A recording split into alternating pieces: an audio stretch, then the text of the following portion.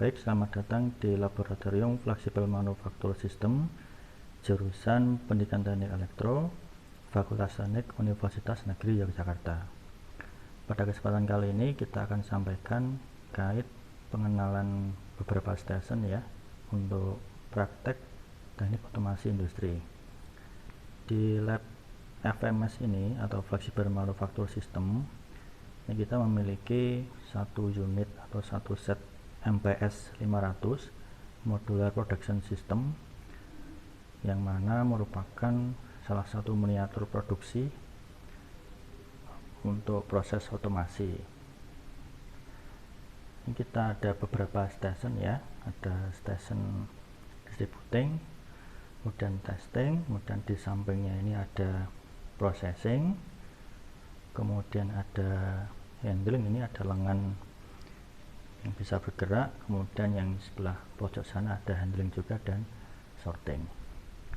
Untuk kesempatan kali ini kita akan sampaikan salah satu station yaitu distributing, yaitu station pertama dari MPS 500. Station distributing ini memiliki beberapa bagian. Yang pertama ada control panel yang sebelah depan ini, dia memiliki beberapa tombol input ya, ada tombol start, kemudian tombol stop, ada tombol reset, dan saklar untuk pemilihan auto manual, dan juga ada beberapa buah output. Ini ada lampunya, yang kecil pojok ini ada lampu start, kemudian ada lampu reset, lampu Q1, dan lampu Q2.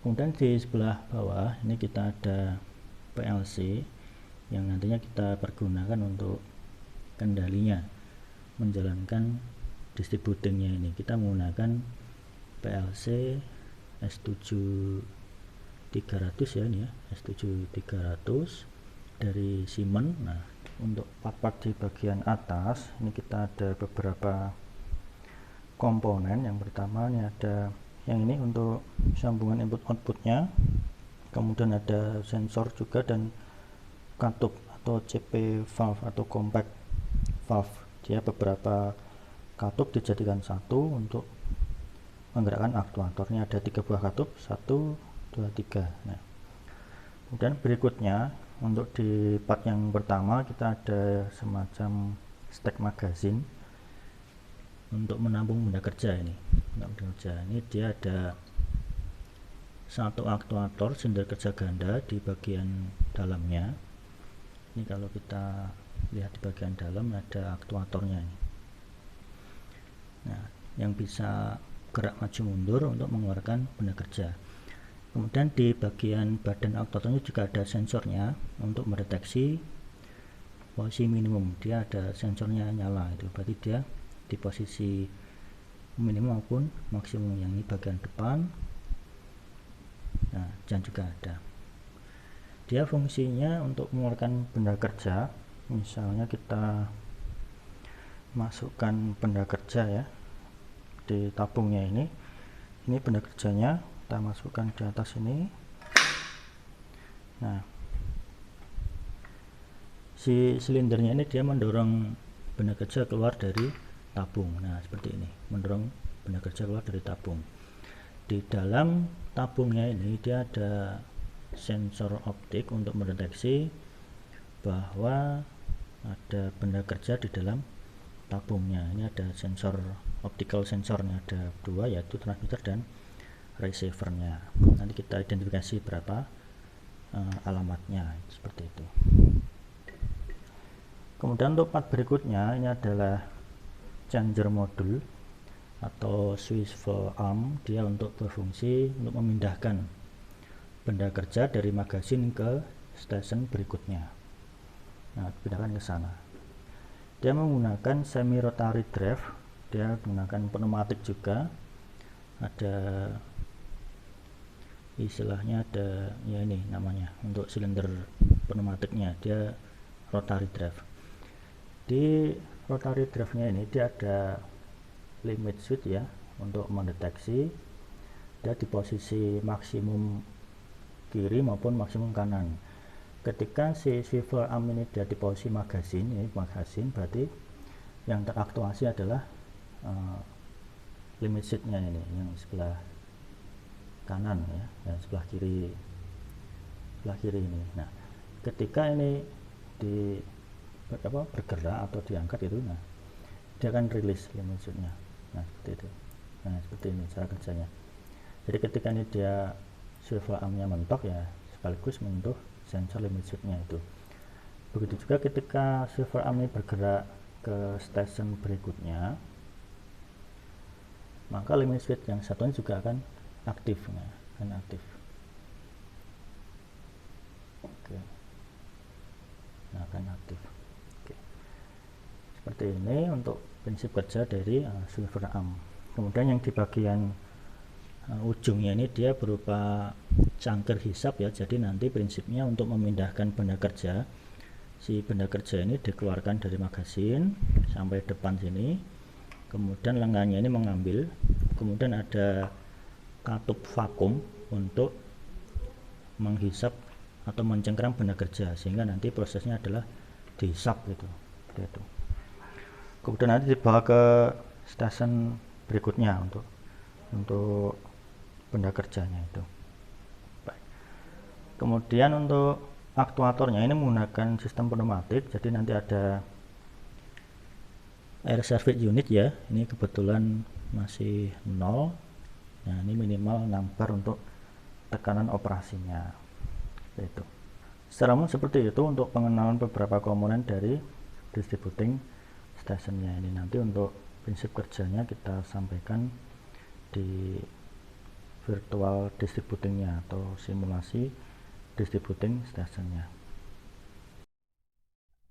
Baik, itu tadi terkait dengan pengenalan unit dari distributing station yang ada di laboratorium flexible manufacture system ya, yang unit aslinya ada di lab FMS tersebut. Itu kita bisa pergunakan sebagai piranti atau media teknik otomasi industri, di mana di unit distributing station tersebut diaplikasikan sensor dan aktuator untuk proses produksi di industri.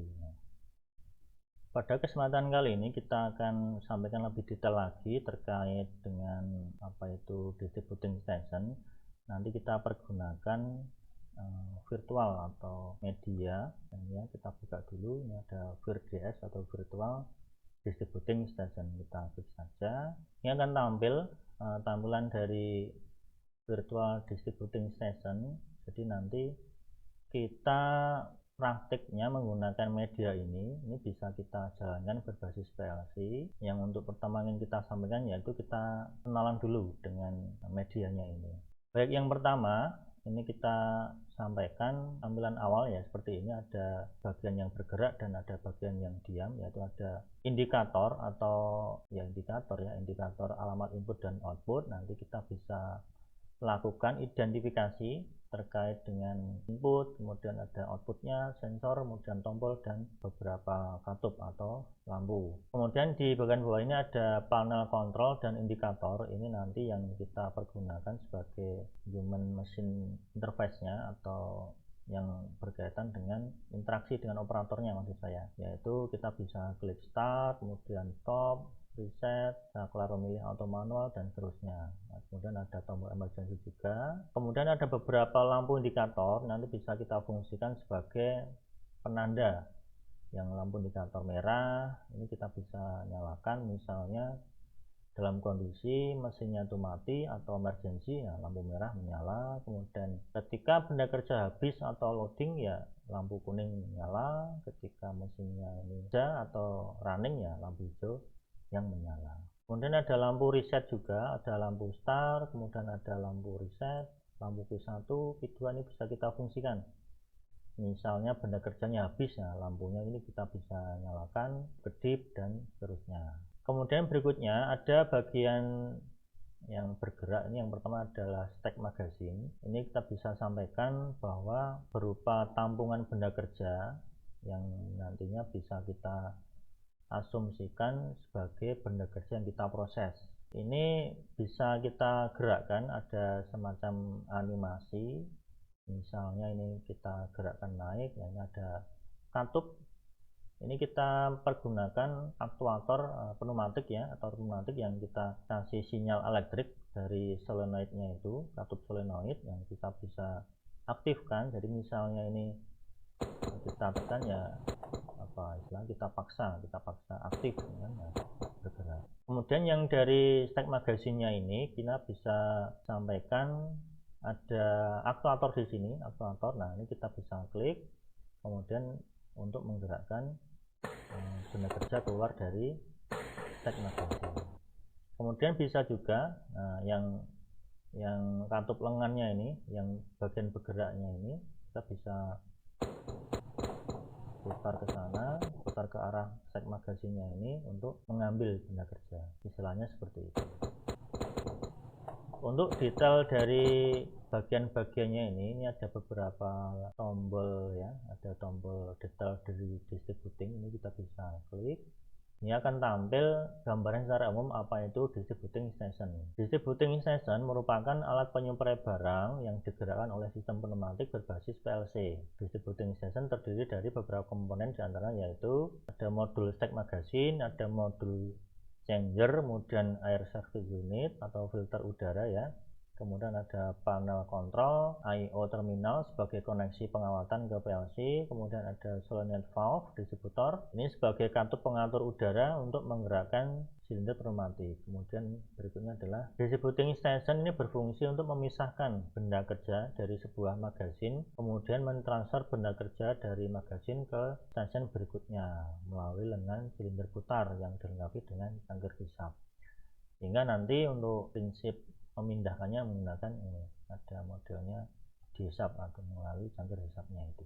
Ini ada beberapa gambar atau bagian atau parts dari distributing station. Ini adalah bentuk utuhnya seperti ini. Ini ada bagian-bagian paling kita bisa katakan ini ada stack magazine modul, kemudian changer modul yang lengan putar, kemudian ada vacuum switch. Ini berfungsi sebagai pendeteksi bahwa cangkir hisapnya ini sudah mencengkeram benda kerja.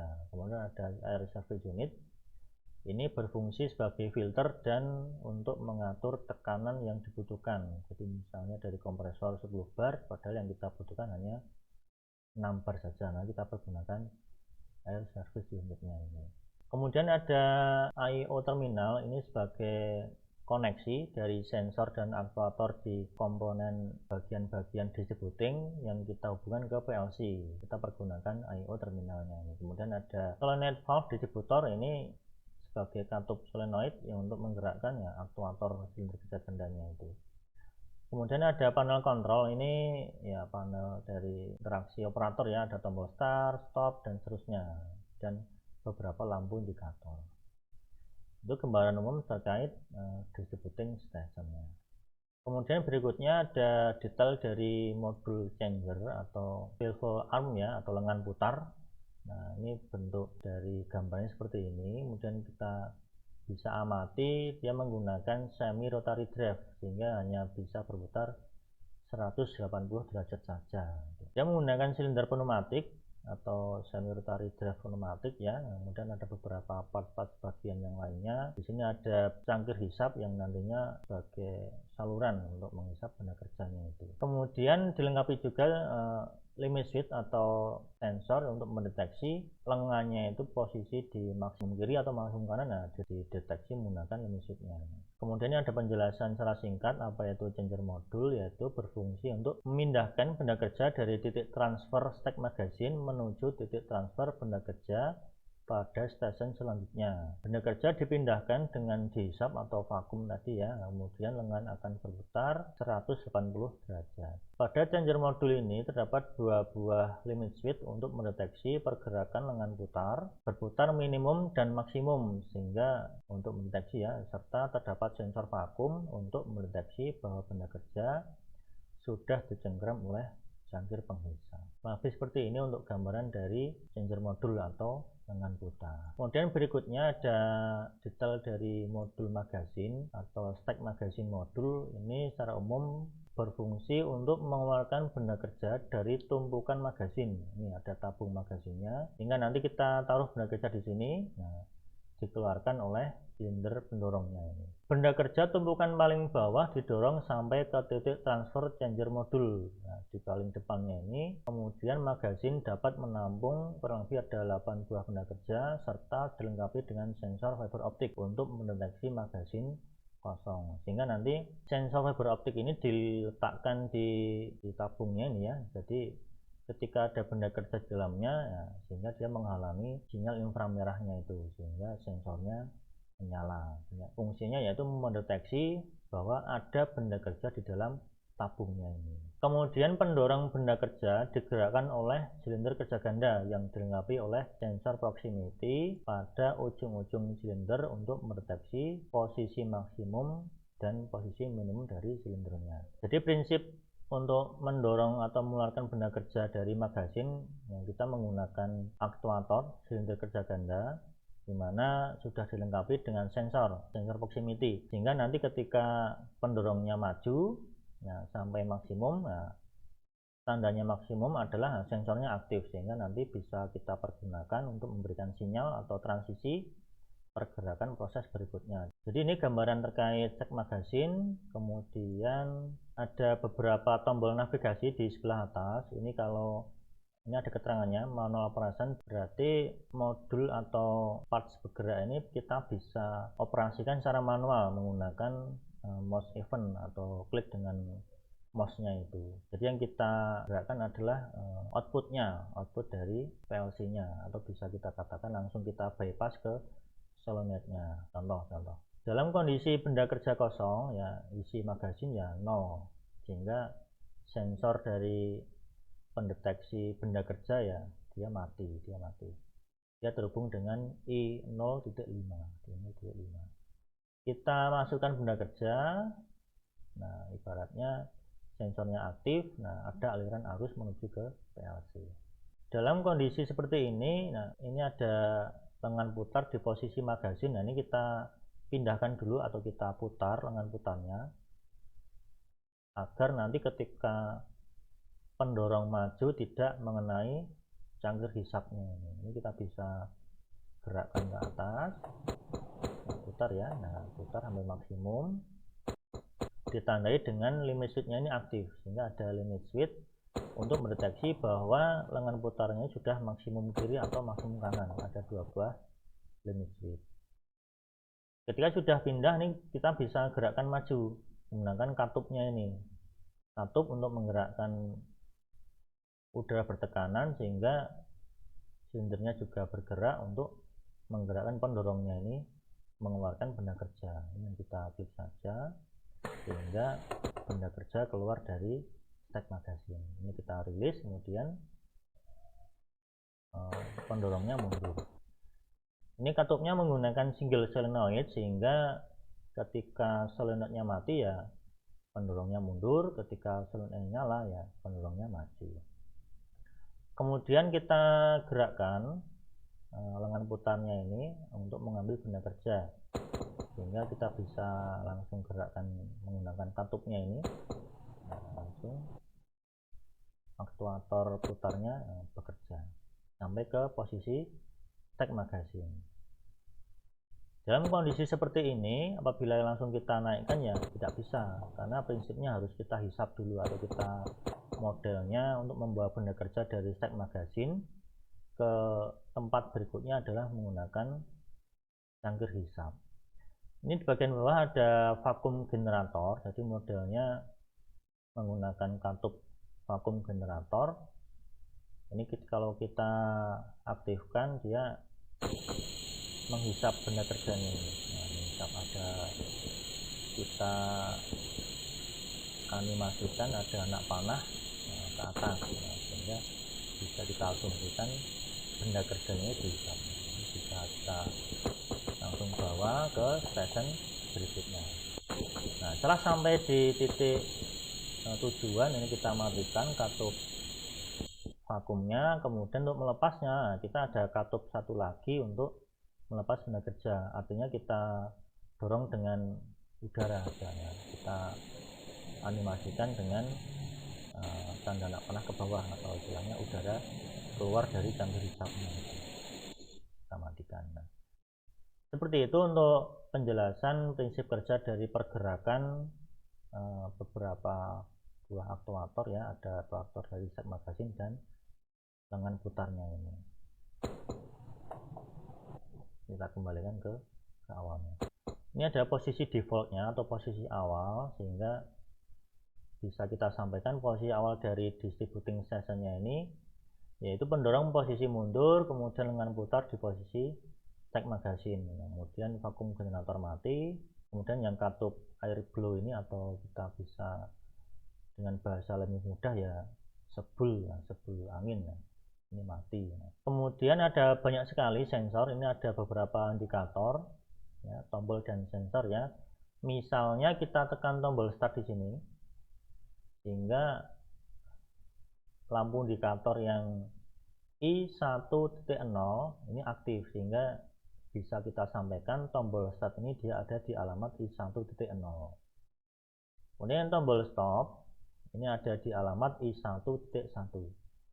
Ketika ini kita tekan, tombol stop kita tekan, lampu indikatornya mati, sehingga mengindikasikan bahwa tombol stopnya ini adalah normally closed. Nah, berbeda dengan yang tombol start yang warna hijau ini. Ini dalam kondisi normal atau default dia mati, I1.0-nya mati. Ketika kita tekan baru dia nyala, artinya dia tombolnya adalah normally open. Kemudian yang tombol reset dia di alamat I1.3, kemudian yang switch auto manual ini AM maksudnya adalah posisi auto, kemudian yang M adalah posisi manual.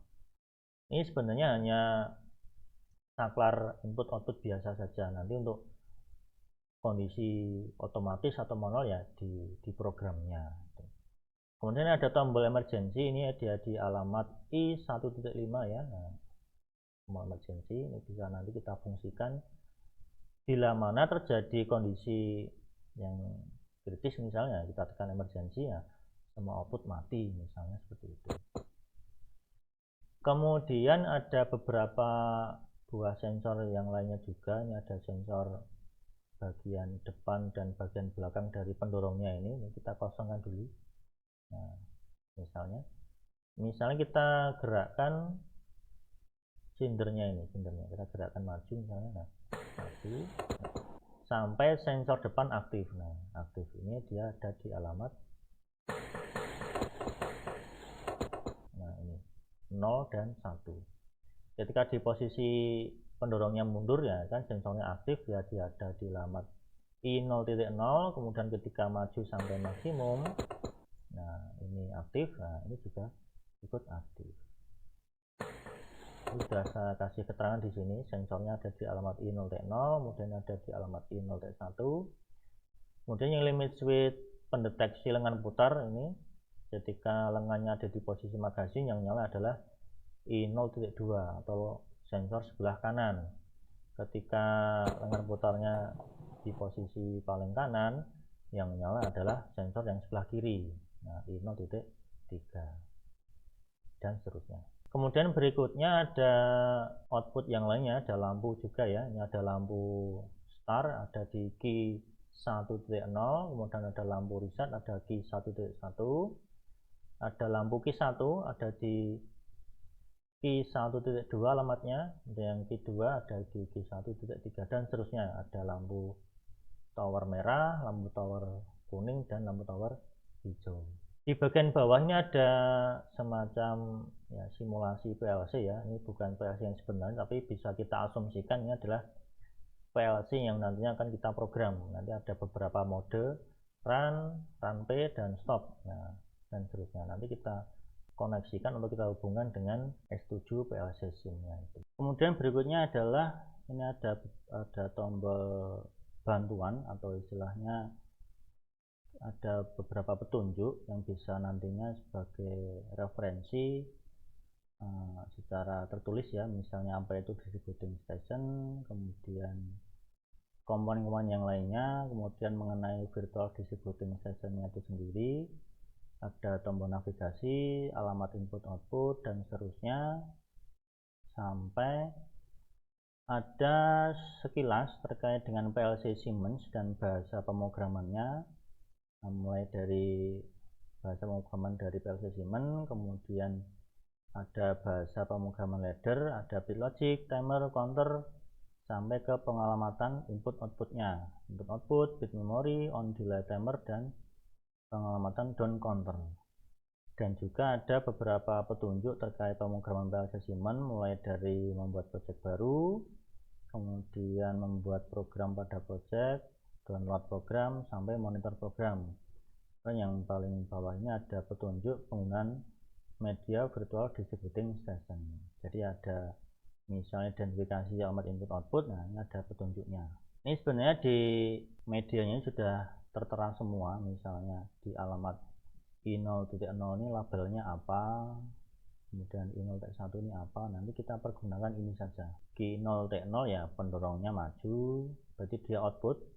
Kemudian yang Q0.1 lengan ambil, nah nanti kita pakai yang labelnya ini saja. Kemudian ada untuk membuka program dari Semantic Manager juga, kemudian aplikasi S7 PLC Sim, membuat program ladder, kemudian mentransfer program dari Semantic Manager ke S7 PLC Sim ya, dan juga menguji program dan seterusnya. Bisa dipelajari sendiri. Baik. Kurang lebih seperti ini untuk pengenalan awal dari apa itu virtual distributing station, dimana bisa asumsi saya bisa memperjelas ya untuk apa nantinya kita programming atau menjalankan teknik otomasi industri menggunakan program PLC. Yang dalam hal ini kita bisa validasi program yang kita buat menggunakan media virtual distributing station.